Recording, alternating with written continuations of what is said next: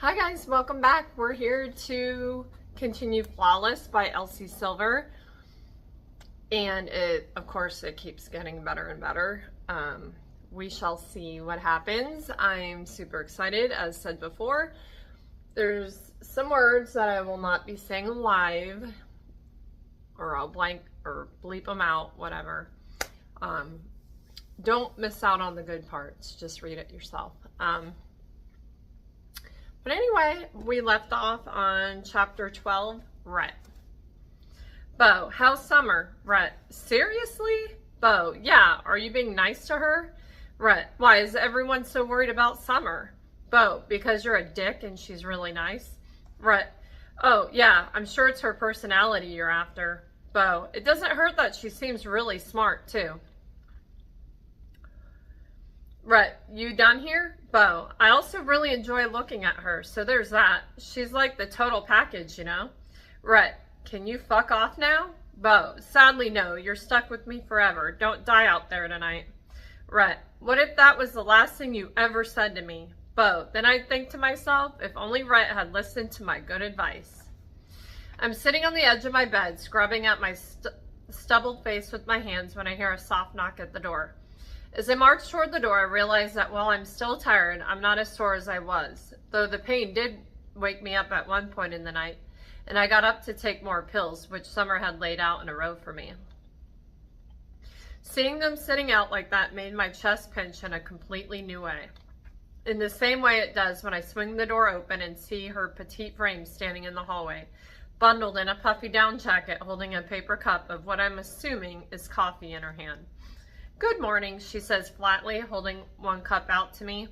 She seems a little tired now that I get a closer look at her. You okay? I ask, holding the door open wide for her to come in. Summer sighs when she steps across the line and brushes past me toward the desk where her medicinal treatments are laid out. I'm fine, she says, counting the pills that she left there. How are you feeling this morning? You woke up to take a pill? Or have you just had one this morning? You need to take the 12-hour one.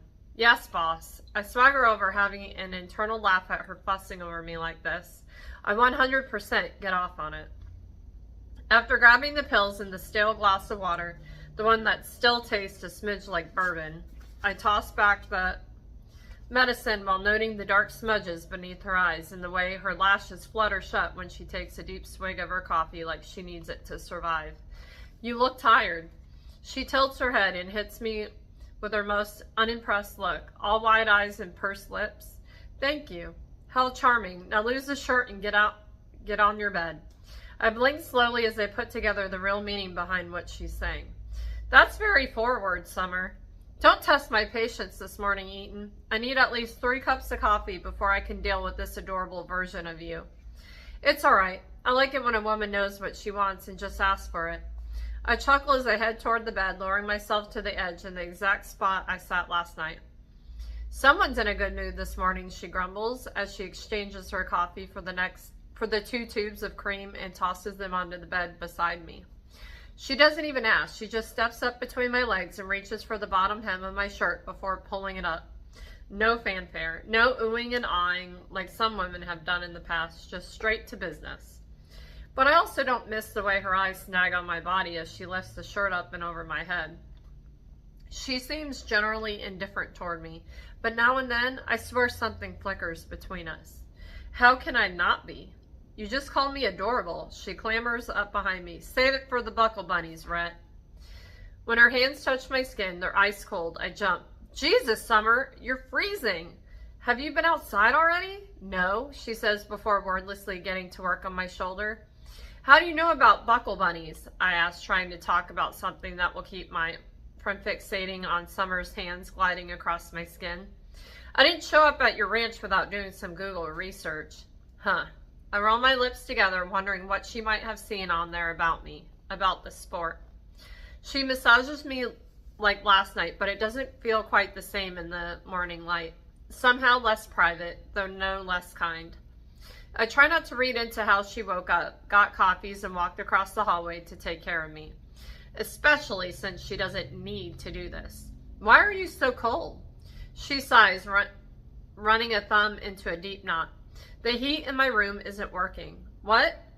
That radiant heater thing. She points toward the metal grate beneath the window in my room. It's not working. So you slept in a freezing cold room? Yeah, it was okay with my coat and blankets. I've survived worse.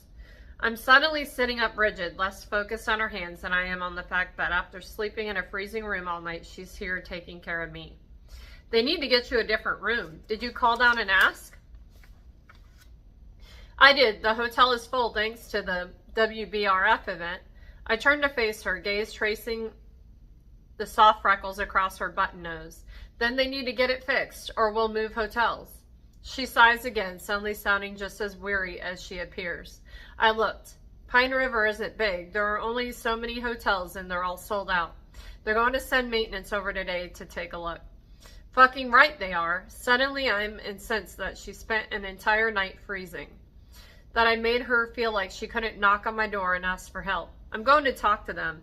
Okay, macho man, she laughs breathlessly. Shut up and let me rub your back. It's warming my hands. And I let her because she puts it like that. It sounds an awful lot like she's enjoying touching me. I spent my day doing a few interviews and acting suitably humbled when people asked me about my comments and actions regarding the milk shitstorm.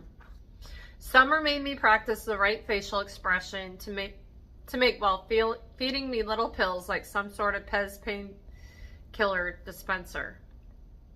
I told her I'm not really sorry, and she told me that sometimes we do or say things we don't mean to make each other feel comfortable. It's a sentiment I've been turning over in my head all day. I'm not sure she's right. We walked through the trade show attached to the rodeo, and when fans approached, she'd step away, always there, but not really. As the day wore on, I felt like a bigger and bigger dick, but not the good kind. Toward the end of our walk through the rows of vendors, she found a leather worker that makes custom chaps and tried on a pre-made pair. They were charcoal leather with ivory highlights and ornate silver details. Her ass looked like an apple that I'd trade a limb to bite. She checked the price tag and I saw her consider it. I've only known Summer for a short time, but I already know she likes nice things. Nice boots, nice skirts, quality stuff. But she hesitated with these. You taking up riding, cowgirl? I teased. I already know how. She smiled, a faraway look on her face. It's been a while though. I was pretty into it, but I quit when I got sick. And with that, she handed the chaps back to the man and carried on into the crowd, leaving me to catch up with her after I spent a few beats staring at her perfectly round ass. Again, and wishing she'd stuck around so I could ask her more about her past. Now I'm back in the locker room with the other guys trying to get my head in the game, but it keeps wandering back to Summer. Her fingers brushing my hair away, her breath on my neck, her lips when she purses them in disapproval, her ass in those goddamn jeans and chaps. Who's the hot new piece eating? Emmett asked from where he's lounging on a bench across the room. I don't hate Emmett, but I don't like him either, and that has nothing to do with him breathing down my neck in the standings this season. He pretends he's so wholesome, all tightly cropped blonde hair and big blue eyes that the girls seem to lose their minds over. He's a sleazebag, something they find out quickly when he treats them like shit the morning after he gets what he wants. I generally stick to a one-night stand. It's just less complicated that way. And I'm not above banging the odd buckle bunny. I'm just not a disrespectful dick about it. The difference between Emmett and me is I like women. With him, I'm not so sure.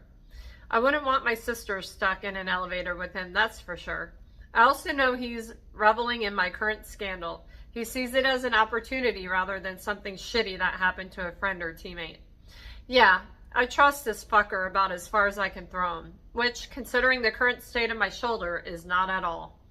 She's not a new piece, I replied, my tone sharper than I intended as I taped my hands without bothering to glance up at him. He chuckles, like he knows he's struck a chord I didn't even know was there. So fair game then? She's my agent, so no, not fair game. Emmett props a booted foot across his knee, knowing that he has the attention of the other guys in the room now too. I thought Kip Hamilton was your agent. Yeah, and she's his daughter. Hoo boy. He slaps his knee and laughs, his hillbilly accent really shining through right now. So not fair game for you, but fair game for me. I hum in response. I'm pretty sure Summer can handle this fuckboy without my help. but I don't like the thought of it. Not at all. Just ignore him. Theo elbows me and mumbles. You know he's trying to throw you off. You're smart for a baby, Theo. He smiles and elbows me a little harder. His dad, a world-famous bull rider from Brazil, was my mentor until a bull took him from us. So I've taken Theo under my wing, and I make it my business to see him succeed. To give him all the support his old man gave to me once upon a time. Ready, old man? He removes his earbuds and comes to stand in front of me. He pulls me up, and then we're off, walking through the staging area toward the den of the crowd and the flashing lights in the ring. I drew another good bull for tonight, a real jumper, a vicious spinner. He'll toss me like a lawn dart or give me the ride of my life. Later Gator is just that kind of bull. I've ridden him before and he hated it, but I love my score, so here's hoping he hates the feel of my spurs against his ribs again tonight. Because after that exchange, I sure as shit don't want Emmett Bush leaping me in the standings. People say hello, but it's all in my periphery. This always happens to me before I step into the ring. The world melts away and I hear nothing else. I see nothing else. My focus is singular and I love this feeling. Other riders take their turns. The cheering and color from the crowd become a backdrop for me and what I'm about to do. Do I know a bull can kill me? Yeah, but I don't think about that. Half the battle in this sport is mental toughness. If I think that way, who knows what will happen? I've always told myself as soon as I look down at a bull and feel fear rather than anticipation, that's when I'll know my career is done.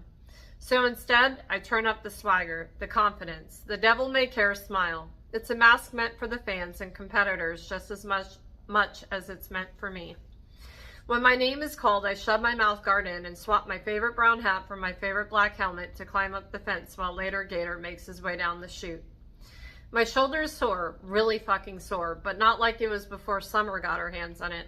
She didn't even try to stop me from getting onto a bull tonight, something I appreciate more than she even realizes. My chin turns momentarily to the stands where she sat last night, exact same spot.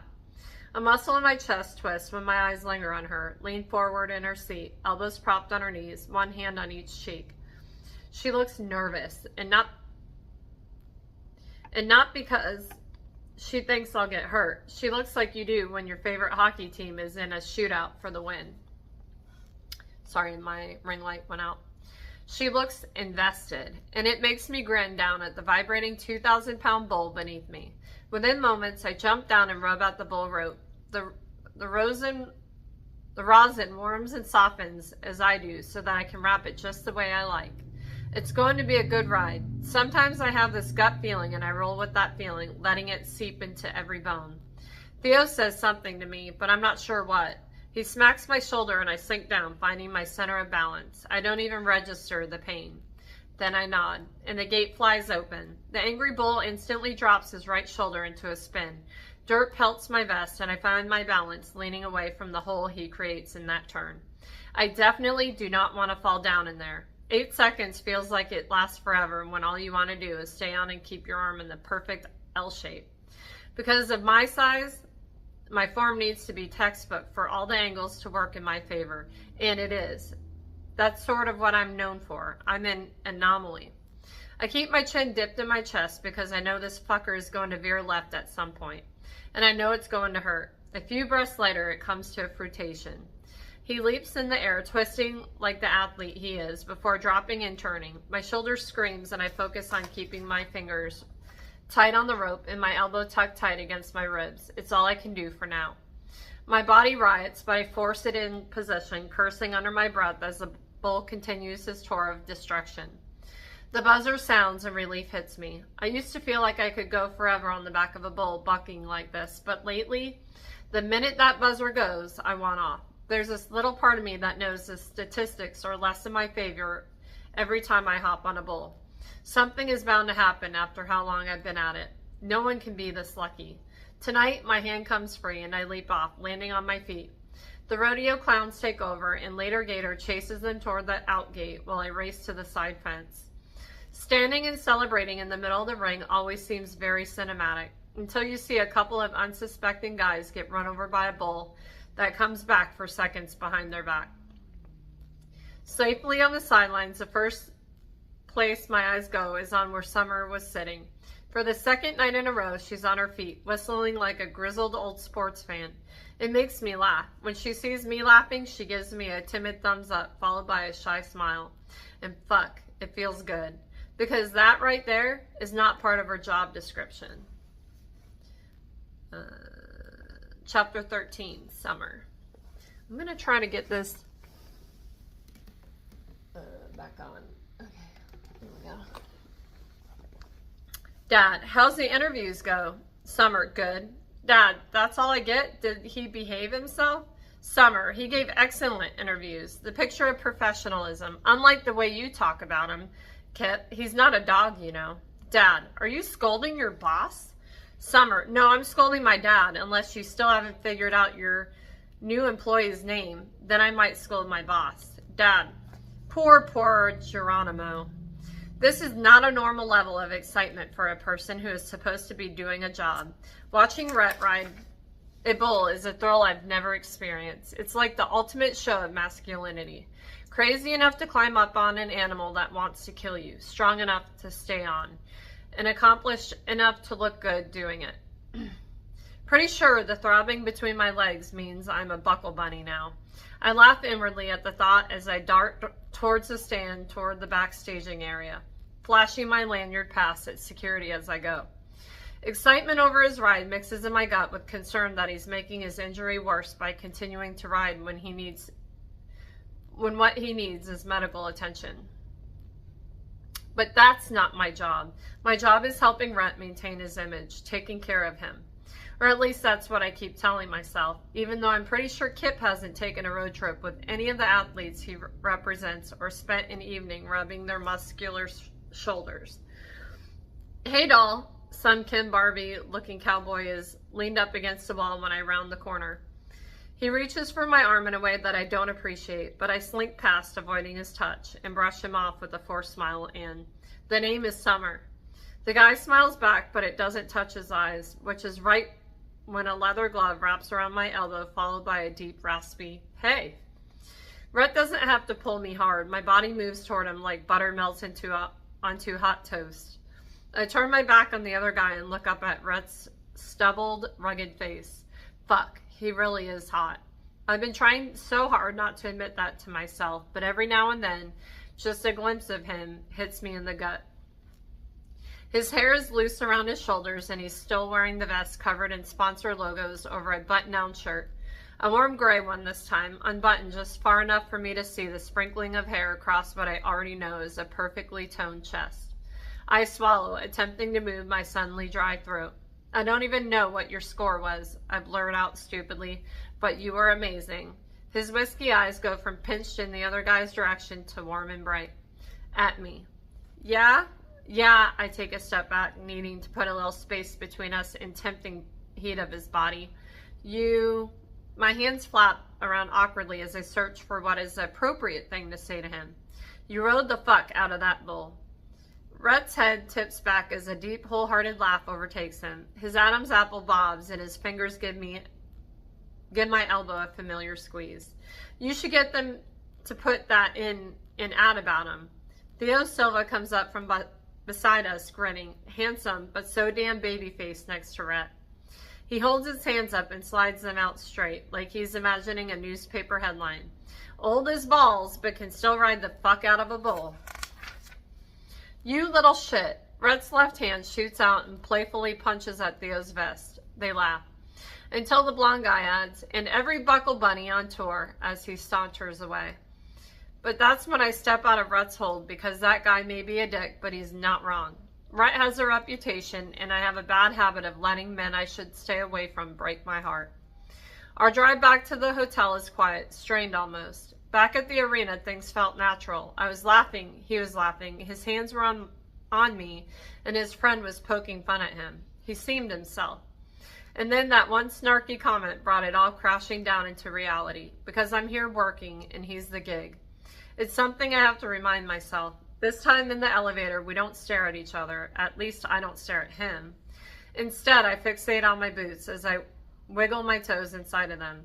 I can feel him staring at me, but I don't meet his gaze. Because when I gave him that thumbs up and he grinned back at me. My stomach flipped and then bottomed out. The same way it used to when Rob would wink at me, and I can't do that again. Did they fix the heater in your room? I think the only thing accomplished by him flashing a smile at the woman at the front desk while inquiring about the heater in my room this morning was her sliding her number to him across the countertop. Any comprehension of what he was talking to her about was gone the minute she caught sight of him. I'd been waiting until we were out of earshot to crack a joke about it, but as soon as we walked away, he casually dropped the piece of paper with her number on it into a garbage can in the lobby. I'm not sure. I haven't been back to my room. When I chance to look up at him, his eyes dart away and he nods. How's your shoulder? I asked, realizing I haven't checked yet. Not worse. Good. I licked my lips and rubbed them together. That's good. Listen, about what Emmett said, he trails off and I hold up a hand. You don't need to explain a thing. I feel like I do. I'm not really like that anymore. He sounds almost desperate. Truly, it's fine. Just talking about him with other women makes a gnawing sensation take root at the base of my throat. I shimmy my shoulders then, standing up taller, refusing to curl in on myself. I've sown my wild oats, but a large part of what you see in the media is grossly exaggerated. I'm not a pig. Rhett, I don't know why he needs to keep talking about this. I know. How do you know? Because I've glued myself to you for days on end now, and you haven't done a single thing to make me think you are. You've been a perfect gentleman. We stare at each other now, and my lips twitch. A grumpy, stubborn gentleman. He huffs out a laugh and shakes his head. The elevator dings, and the moment evaporates. We wave and say our goodbyes before disappearing into our rooms. Or I should say, he disappears into a warm one, and I disappear into my cold one. Because they clearly didn't fix shit. I opt for a hot shower, layer up, and crawl under my covers to dream about the cozy room I've been assigned at Wishing Well Ranch. The hot coffee in the kitchen every morning, the charming family dinners where all the men on the ranch file into the main house to make fun of each other while cooking a meal. But first, my phone rings. Rob's name flashes across the screen. He calls now and then when the coast is clear. And I know I shouldn't answer, but our connections are so tangled that it's hard to tell right from wrong where he's concerned. Hey, what's up? I shuck off my boots and flop into the armchair in the corner. Checking to see how you're feeling. He always says that, and I don't believe him anymore. I'm fine. What's up? I saw you on TV tonight. My brows knit together. For what? At a rodeo, giving a thumbs up to some bull rider. There it is. Anytime he sees me potentially moving on, he swoops in. I used to think it meant I had a chance to get him back. Now I'm old enough to know it's his power play. It's how he keeps me in line, under his thumb. He sees my attention shift and he dangles a carrot into my line of vision, thinking he'll make me lose focus.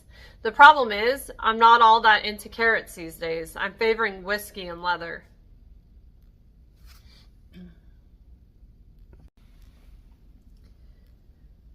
Where am I? Yep, listen, is there something wrong? I get worried when you call me that something is wrong. I just worry about you. You need to be careful, specifically with guys like that. I almost scuff, but there's still this pathetic part of me that purrs when he says things like that. Things that make me feel like he cares about me. Rob has groomed me almost beyond repair. I'm good, thanks. Don't need you looking out for me. My patient's phrase. I'm tired. I'm cold. And truth be told,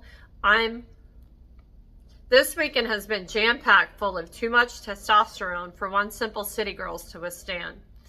I also have to confess I don't appreciate him talking about Rhett the way he is. Listen, yep, I cut him off. It's bedtime for me here. We'll chat at my next appointment. Bye. I hang up on him. Agitated, but also cast back in time, I stay in the chair, lost in memories of Rob and my times with him, for I don't know how long.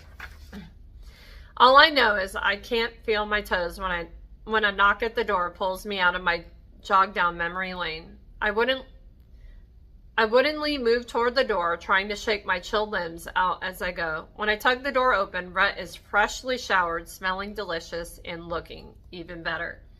His arms are across his chest, and his eyes peruse the full length of my body. Cream-colored sweater dress and a caramel pea coat.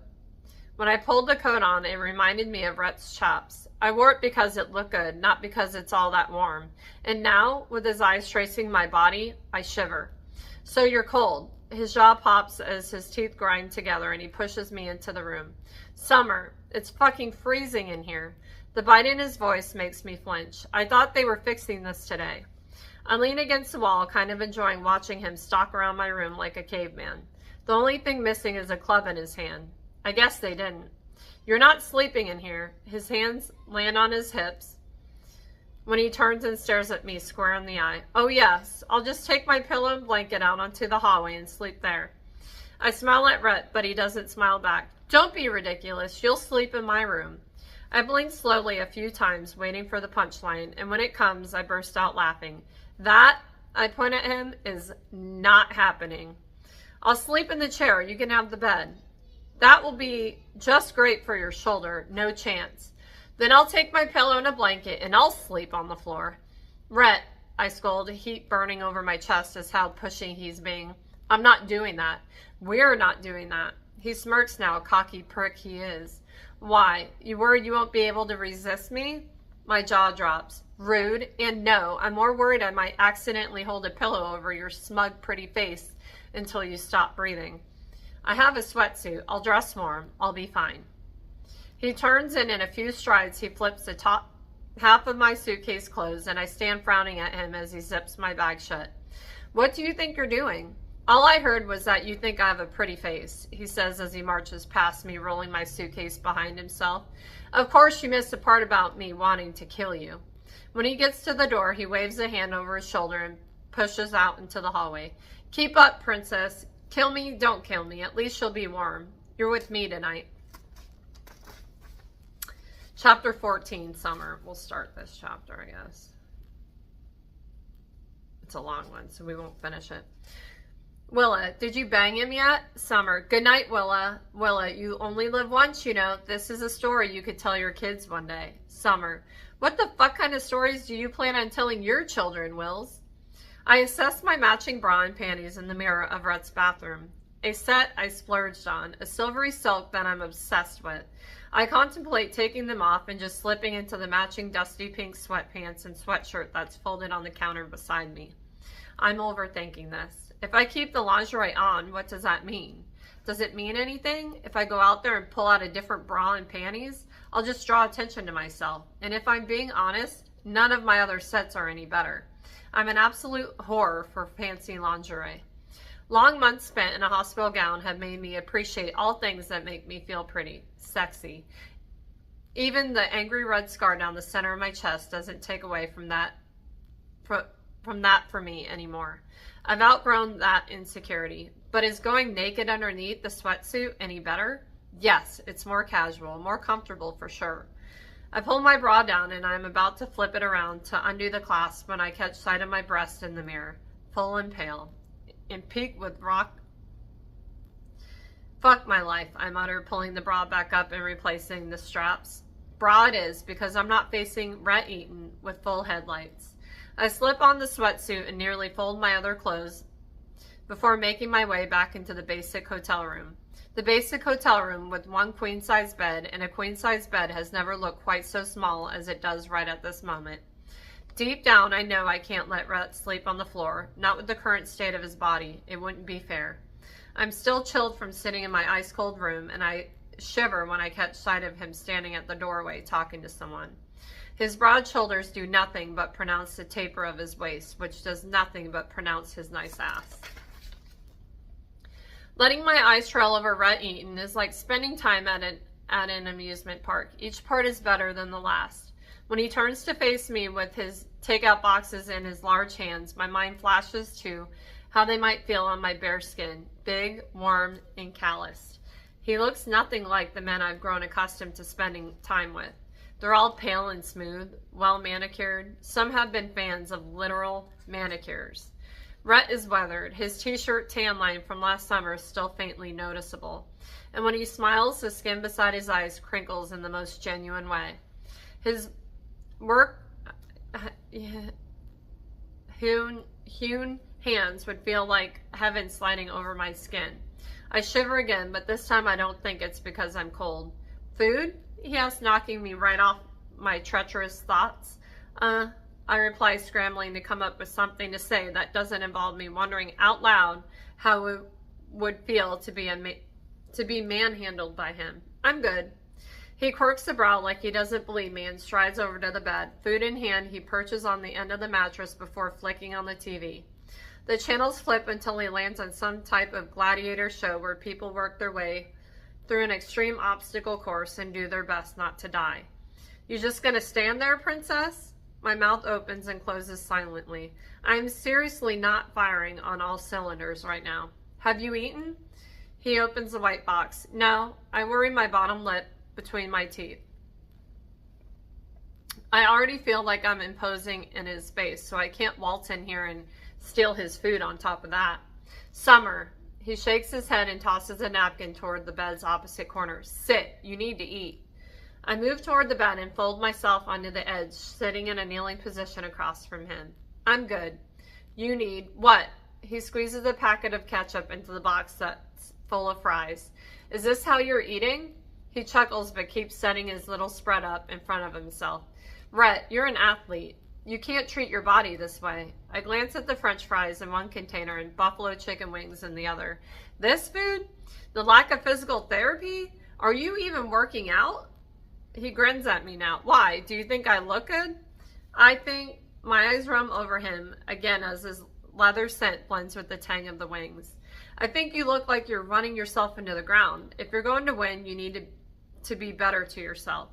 I like the way you put that. You might be the only person I know who isn't on my ass to retire. My stomach picks that moment to growl like a grizzly bear.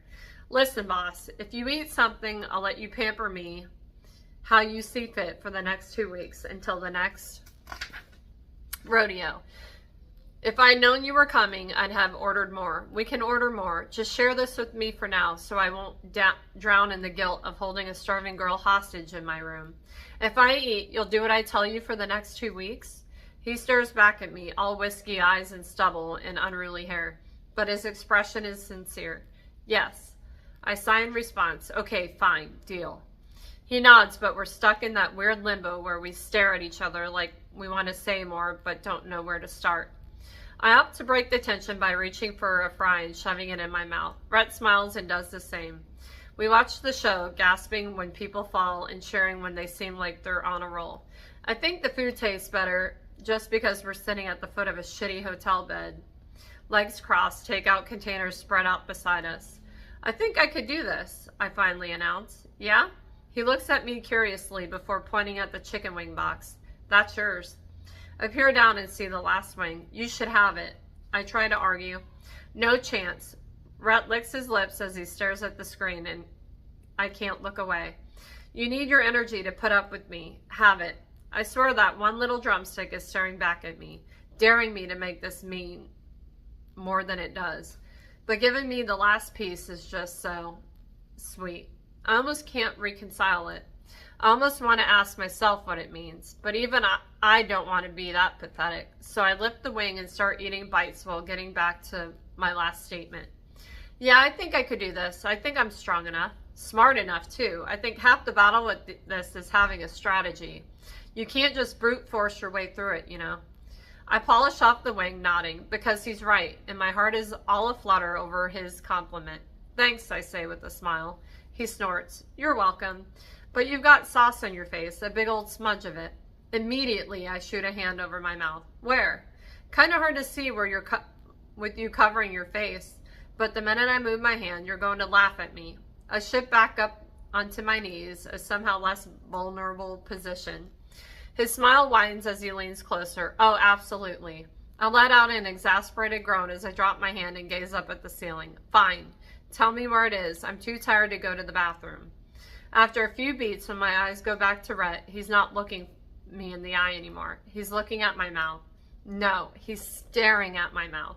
His hand moves toward me and my breath hitches in my lungs. I'm like a deer caught in headlights, too shocked and mesmerized to run from danger. It's right.